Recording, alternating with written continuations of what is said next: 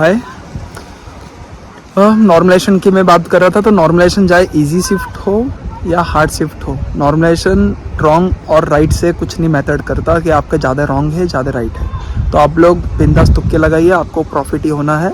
बस ये रखिए कि जो भी ऑप्शंस पे आप तुक्के लगा रहे हो तो ऑलमोस्ट उस टॉपिक पे तो उसी ऑप्शंस को लगाओ। और आपको लग रहा है कि किसी चीज़ों में आप ऑप्शंस को काट सकते हो और 2 ऑप्शंस पे बच रहे हैं तो उस पर आप अपने हिसाब से कुछ भी लगा सकते हो, लेकिन ऑलमोस्ट ये रखना कि सभी ऑप्शंस को सेम पे तुक्के लगाएं, तो इसमें आपको फ़ायदा होगा। नहीं तो आप अगर मिसमैच में तुक्के कुछ भी लगा रहे हो तो वो आपको शायद से नुकसान ही करेगी। तो इसलिए आप ऑलमोस्ट तुक्के पे भी थोड़ा सा फोकस करिए और इसकी प्रैक्टिस ज़रूर करना है तुक्के की भी, जो मैं बोल रहा हूँ ना। अभी क्योंकि तुम्हारे पास 1 हफ्ता 10 दिन है, तो 1 हफ्ते 10 दिन में आप तुक्के की एक बार प्रैक्टिस कर लेना कि हाँ, ये जो मैं तुक्के लगने की बात बोल रहा हूँ ये वर्क कर रही है या नहीं कर रही है। अगर आपको लग रहा है कि वर्क नहीं कर रही है तो आप अपने हिसाब से थोड़ा सा देखिए, क्योंकि मेरे हिसाब से तो वर्क ये करेगी, क्योंकि हमने भी ऐसे ही किया था और हमारे दोस्तों ने भी। तो उन सभी को अच्छा खासा सभी का सिलेक्शन भी हुआ है, सभी लोग हैं अभी भी ऑन ड्यूटी है। अभी रही मैक्स की बात, तो मैक्स में तो आप ये रखना कि आप के पास जो पावर है, आपकी जो भी आज तक आपने सीखा सब चीज़ यहीं पे झोंकना है मैक्स में। मैक्स ही ये तुमको ऊपर और नीचे पहुंचाने वाली है, ज़मीन भी चटाएगी या तो ऊपर आसमान में भी लेके आएगी। तो मैक्स पे जितना ज़्यादा हो सके तुम्हें स्किप आना चाहिए। ये क्वेश्चन आती है टाइम लगेगा, उसको स्किप करो आगे जाओ। ये क्वेश्चन आती है टाइम लगेगा, क्योंकि मैं बता रहा हूँ ना ऑलमोस्ट 20 क्वेश्चन में से ऐसे 8 क्वेश्चन होंगे जो क्वेश्चन तुम्हें ना बोलते हैं 20 सेकेंड्स टू 25 सेकेंड्स के अंदर वो हो जाएंगे। 8 क्वेश्चन ऐसे होंगे जिनको बोलता है ईजी लेवल। ईजी लेवल में वो हो जाएंगे जैसा कि ये अपने थर्ड प्रोपोर्शन या फिर मीन प्रोपोर्शन, मीडियन हो गया, मोड हो गया, ये सब चीज़ें 25 सेकंड्स के अंदर होगी। बस इसमें क्या कीजिए, अब तुम्हारी कैलकुलेशन वाली चीज़ें है, लेकिन जो इसमें ज़्यादा कैलकुलेशन अगर आ रही है, कैलकुलेशन अगर हार्ड आ गई है तो उसको स्किप कर देना, उसको आगे मूव ऑन करना। कैलकुलेशन के चक्कर में मैक्स में मत पड़ना, मैं बता रहा हूँ, फिर से तुम पछताओगे। तुम यहाँ पे कैलकुलेट करते रह जाओगे और तुम कैलकुलेशन में फंस जाओगे। टाइम तुम्हारा कब खत्म होगा तुमको पता नहीं चलेगा। कैलकुलेशन को उसको ऑलमोस्ट स्किप करो और आगे बढ़ो। और तुम्हारा मैक्स में रखो कि फर्स्ट अटेम्प्ट में जब मैं मैक्स में से गुजर जाऊँ तो मेरे भी उसमें भी मैक्स में भी 12 क्वेश्चन मैं अटेम्प्ट कर चुका रहा हूँ। मैक्स में भी 12। जब रीजनिंग पे जंप करना, जो आपने छोड़ा था वो क्वेश्चन लास्ट के तुम्हारे पास 10 से 12 मिनट भी बचे ना, उतने में तुम्हारे कम से कम 16 क्वेश्चन जो बचे रहे 12 मिनट में बहुत हो जाएंगे। तुम क्या करो, वापस जाओ रीजनिंग पे। रीजनिंग में मैं बता रहा हूँ तुम्हें 5 मिनट में तुम ना वो जो 6-7 क्वेश्चन बचे होंगे ना तुम्हारे पास, 7 से 8 क्वेश्चन, वो 5 से 6 मिनट में तुम्हारे सबके सब क्वेश्चंस वो हो जाएंगे। बस ये रखना कि स्पीड पे ध्यान रखना और अपने आप को कूल डाउन रखना। आप कूल डाउन खुद को रखोगे, प्रेशराइज, और जितना ज़्यादा हो सके ना पानी की बॉटल हमेशा अपने बाजू में रखना। पानी की बॉटल ही है जो तुम्हारे माइंड को, पानी पीना नहीं रहता है, बस पानी को हल्का सा मुंह में डाल के और लंबी सी सांस लेना रहता है। वो बैक होती है, एक छोटी सी नैप बैक होती है। वो नैप बैक में तुम्हारा कैसा था, माइंड फ्रेश हो जाता है बस पानी लेने से। तो पानी की बॉटल हमेशा आप जब भी जाना, पानी की बॉटल हमेशा रखना। तुम गए रीजनिंग पे जम के, रीजनिंग वहाँ से क्वेश्चंस को दर दर छूते हुए आओ। मैं बता रहा हूँ 99% आपके वो क्वेश्चन सॉल्व होते हुए आएंगे।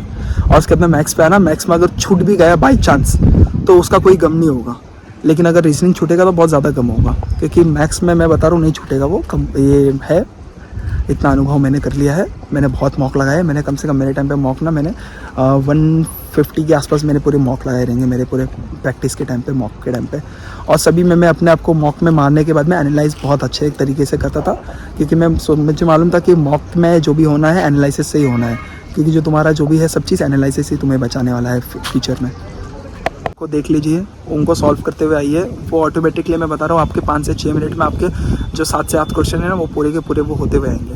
और उसके बाद में तुरंत ही जंप करिए मैक्स पे जंप करिए। जो आपको याद था कि हाँ ये छोटे छोटे क्वेश्चन है, इनको आता है, मैं तुरंत कर सकता हूँ, जो बड़े क्वेश्चन है उस पर चक्कर में मत पड़ना। और सिंप्लीफिकेशन को हो सके तो एकदम लास्ट में अटेम्प्ट करना। सिंप्लीफिकेशन है वो तुमको, क्योंकि वो तुम्हें भी नहीं आएगा और औरों को भी नहीं आएगा। और लोग जो भी इसमें पढ़ेगा ना वो चीज़ का टाइम अच्छा है वही पढ़ सकता है, नहीं तो फिर उसको भी टाइम मैनेजमेंट में प्रॉब्लम होगा। सिंप्लीफिकेशन के चक्कर में मत पड़ना। SSC GD का सिंप्लीफिकेशन थोड़ा सा अप लेवल का आता है। लास्ट ईयर पेपर भले ही डाउन हो गया हो, लेकिन उसके आने वाले टाइम का सिंप्लीफिकेशन SSC GD का आया है टफ, पॉइंटों में आ जाता है वो, इसलिए बता रहा हूँ। चक्कर में मत पड़ना सिंप्लीफिकेशन के। सिंप्लीफिकेशन वो लास्ट में टाइम बचेगा तो करूँगा, नहीं बचेगा तो कोई बात नहीं, लेकिन ये टारगेट रखो कि पेपर 80 to 80 अटेम्प्ट करना है। तुक्के के चक्कर में मत जाना बस मैक्स में, समझे। और रही इंस्ट्रूमेंट, जो आपको इंस्ट्रक्शन से जो सामान आपको पेपर के टाइम पे लेके जाना चाहिए, सबसे इम्पॉर्टेंट चीज़ है पानी की बॉटल हमेशा अपने साथ रखना।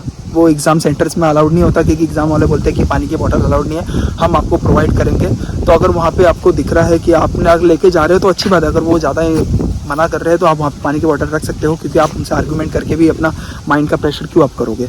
तो इसीलिए उनसे आर्गूमेंट नहीं करना है, आप वहाँ पे जाइए। पानी की बॉटल अगर उनकी वहाँ पे उनकी स्टाफ की दिख रही है तो उनको बोलिए कि मुझे पानी का ऐसा प्रॉब्लम है, तो मुझे पानी का बॉटल मुझे दे दीजिए पर्सनली, मैं अपने पास पानी की बॉटल में रख लूँगा। और उसको लेकर जब भी पेपर स्टार्ट करना, क्योंकि सभी लोग ID पासवर्ड डाल के रेडी रहेंगे।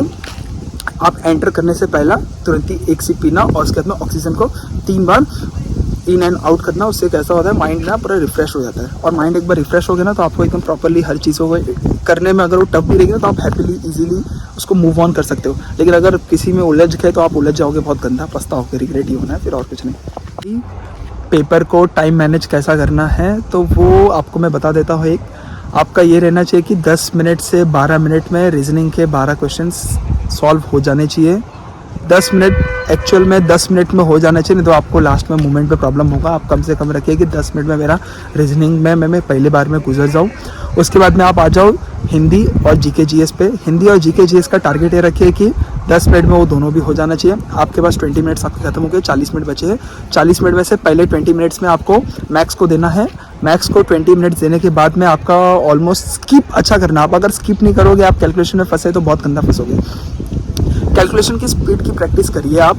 आखिरी का मोमेंट है, आपका सिलेबस हो चुका है और नया पढ़ने के चक्कर में मत पढ़ना।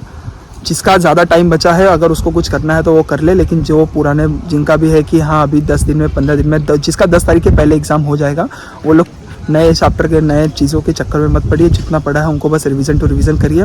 और मैथ्स में सबसे इंपॉर्टेंट टॉपिक अगर अभी भी किस बच्चों ने नहीं किया है मैथ्स में, तो मैं उसको अभी भी बता रहा हूँ कि वो मैथ्स में चुपचाप चले जाए।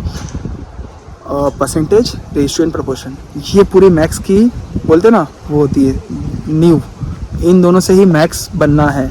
हर लेसन में आप चले जाओ, कोई भी लेसन में सब चीज़ों में रेशियो, प्रोपोर्शन और परसेंटेज, ये दोनों से स्टार्टिंग होती है। तो आप लोग इन दोनों पे लेसन पे सबसे अच्छा वर्क करिए और कैलकुलेशन पे वर्क करिए। कैलकुलेशन ही है आपको जो सबसे आगे करेगी, क्योंकि सभी ने जो पढ़ा है ना, सभी ने पढ़ा है, सभी को सब चीज़ आती है। सभी लोग गड़बड़ कहाँ करेंगे, कैलकुलेशन में। तो आप लोग कैलकुलेशन से बचिए। आखिरी का 1 हफ्ता बोल रहा हूँ, आप कैलकुलेशन पे थोड़ा सा वर्क कर लीजिए, आपको बहुत फ़ायदा देगा, बहुत बेनिफिट। आपको कम से कम ना 5 मिनट का फ़र्क देगा कैलकुलेशन में। 5 मिनट आप सभी से आगे रहोगे, तो 5 मिनट के लिए फ़ायदे के लिए अब मैं बता रहा हूँ, बहुत अच्छा फ़ायदा रहेगा आपका। फिर यहाँ पे 20 मिनट्स में मैथ्स को कंप्लीट करके वापस आप रिवीजन मोड पे आके चले जाइए। रिव्यूज़ धड़ाधड़ कितना जल्दी हो सके रिव्यूज़ करिए, और हाइपर नहीं होना है। लेकिन बट ये रखना है कि अपने आप को पेपर एग्जाम मोड है वो करके अपने आप को करना है, और इसकी हैबिट्स हर रोज़ लगाइए। और अभी से मेरे ख्याल से कल से ही आप लोग का जो शिफ्ट में पेपर रहेगा, जो टाइमिंग पे पेपर है, उसका वो उस टाइम पे बैठ के एक मॉक हर रोज़ लगाइए। जैसा कि मेरा 11 बजे का शिफ्ट है, तो मैं 11 बजे हर रोज़ उस टाइम पे बैठ के, क्योंकि वो 11 बजे का मेरा माइंडसेट बन जाएगा कि हाँ मुझे इस टाइम पे मॉक देना रहता है, उस टाइम पे मेरा दिमाग कितनी स्पीड से चलता है। तो आप उस टाइम के लिए मॉक के लिए प्रिपेयर रहिए। ओके, जय हिंद दोस्तों, थैंक यू।